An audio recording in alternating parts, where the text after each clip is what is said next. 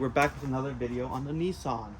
As you remember in the last, if you haven't seen the last video, we installed ejectors. Didn't get much footage of it, so it's kind of hard to record because I didn't bring my tripod. We also made block off plates for the manifold. This one's for the EGR. This one's for the idle control thing. But we're probably gonna install this one. We're not gonna do this one because the EGR is actually kind of hard to get to right now, and we just want to start it up. So we're just gonna put this one on because we're trying to make it simpler. So we're gonna just put it on, and then put the intake back on. And some of the hoses are ripped. So as you can see in this one right here, like this one is kind of messed up. So hopefully it's not that bad, but we'll see. But first we're gonna go ahead and put this nice little block off plate I made, and we'll continue. I'm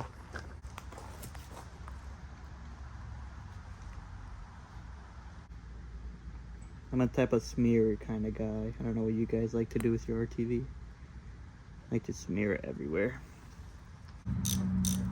Take a sip. Alright, check it out.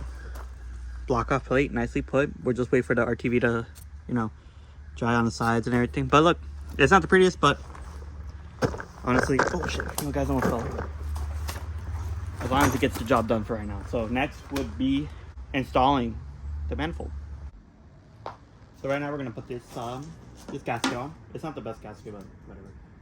We're gonna apply a little bit of RTV just so it kind of holds in place when we place it down and doesn't move when we're putting the manifold on. Just to make life a little bit easier for myself. You know how it is. It'll kind of like glue itself. I think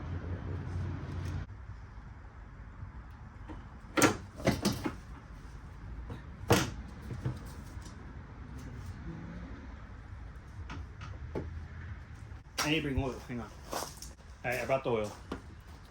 Just so it's a little bit easier to slip these both hoses back on. Put a little bit of oil on this nub right here, just so this goes on easier.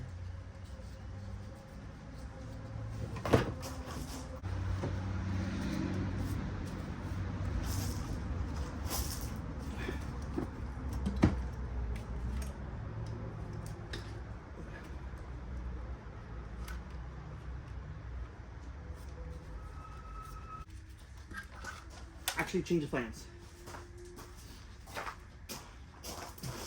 We're actually going to plug this off, and then we'll take it off over there later. But just so it's easier to install without this thing on. We're going to do this first.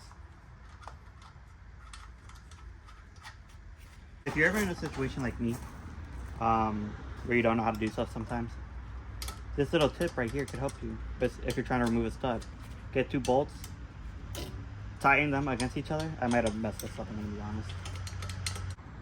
There you go, see? So what you'll do, two nuts, tighten them against each other. And then once you got them really tight against each other, you can just loosen them up, and then the whole stud comes out with it. You can do this on literally anything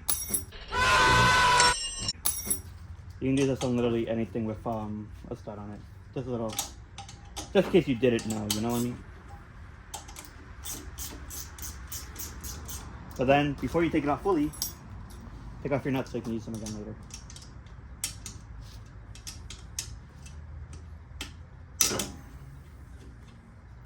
So then now you can take both of them off and have everything. And if you ever need a stud in the future, if your stud is good, I think this one's okay. You could use another stud. You can have a stud. Add it to your collection of stuff. Yeah, we're just gonna go ahead and block this off. So I'm trying to see if you can you guys see it? It's like right here.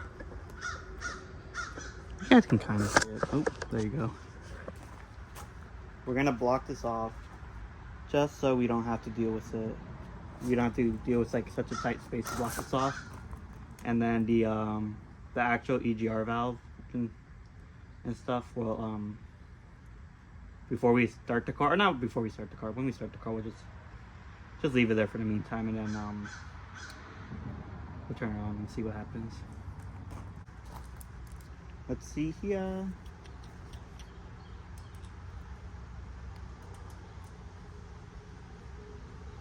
You're lying, these aren't the right size. You're lying, this is a different size.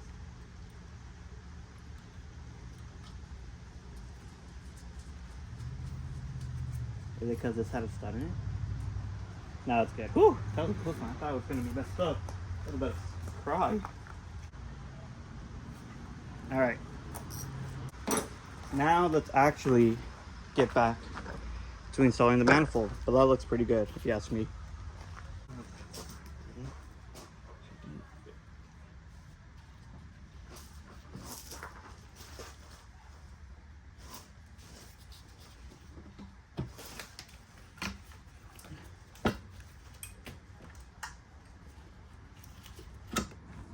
So right now we're having an issue installing the manifold. The injectors that I installed, I didn't... how well can you see that? Let me see.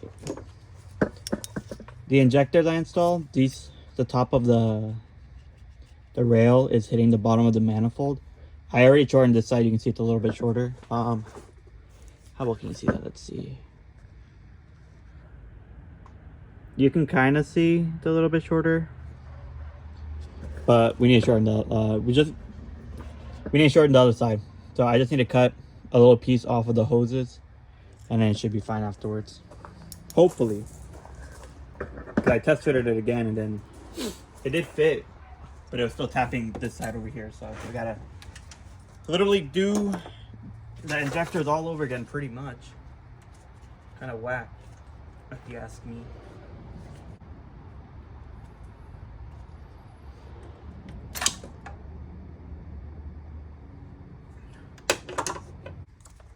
I'm gonna be honest, I thought 90s cars were annoying to work on.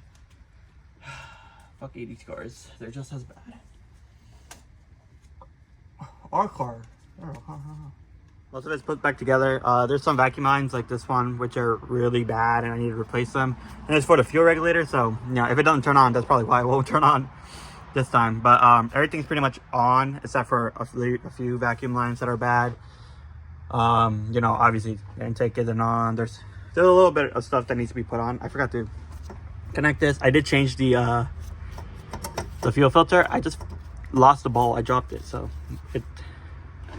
that is a different problem. But everything should be ready to give a shot to turn on. I have started fluid just in case. I hope the battery has been disconnected since before I moved it, so I hope this isn't bad for my face. I hope the battery has charge. See if it start up, but we're gonna go ahead and try it, see what happens. All right, let's see here. This is positive, negative. Oh, it still has charge. That's good, that's good. All right, let's give it a shot. I'm gonna put you guys right here.